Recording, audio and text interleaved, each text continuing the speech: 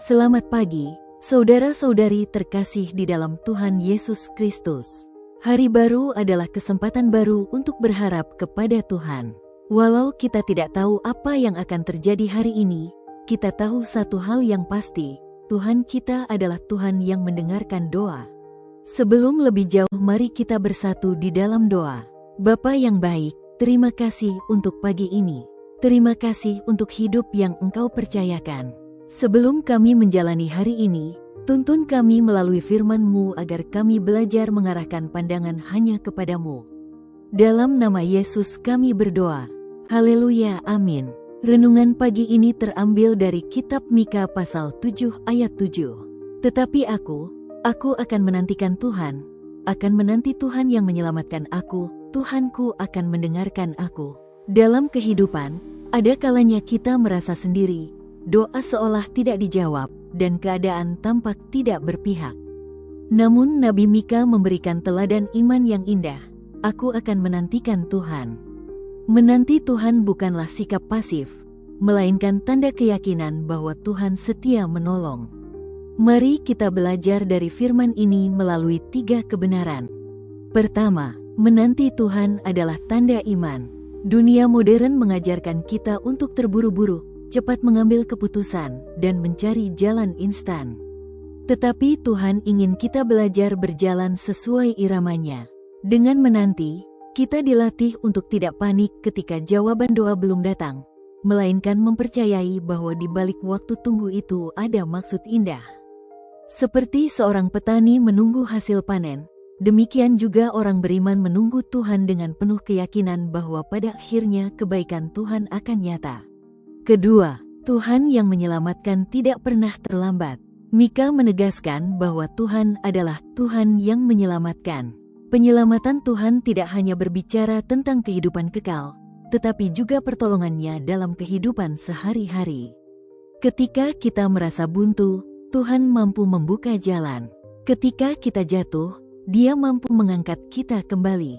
Penyelamatan Tuhan selalu datang pada waktu yang tepat, tidak pernah terlalu cepat atau terlambat. Kita mungkin merasa sudah tidak ada harapan, tetapi di saat itulah Tuhan menunjukkan kuasa-Nya. Seperti ketika bangsa Israel terjepit di Laut Teberau, manusia berkata, mustahil. Tetapi Tuhan berkata, lihatlah keselamatanku. Hal yang sama berlaku bagi kita, masalah keluarga, pekerjaan, kesehatan, atau keuangan bisa terasa berat, tetapi Tuhan sanggup mengubah keadaan.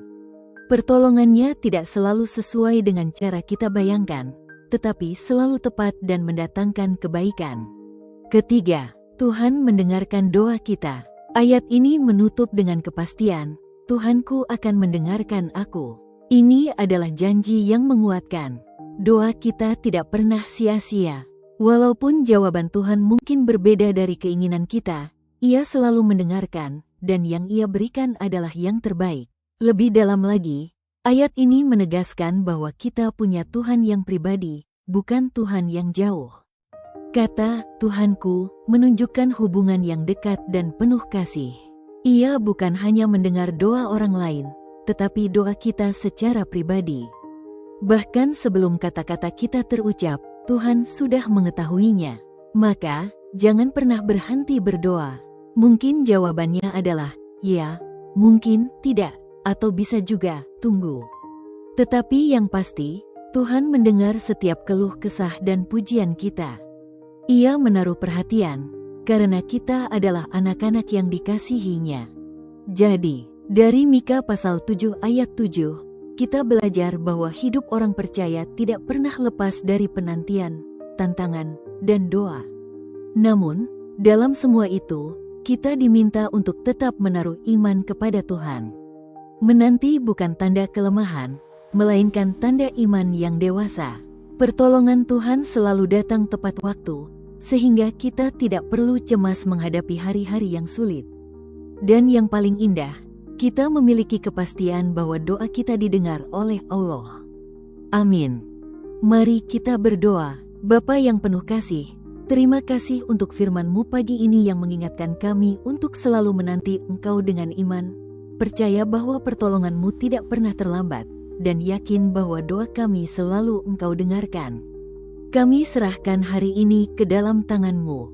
Berikanlah kami hati yang sabar, iman yang teguh, dan pengharapan yang tidak goyah. Biarlah hidup kami menjadi kesaksian tentang kasih dan kesetiaan-Mu.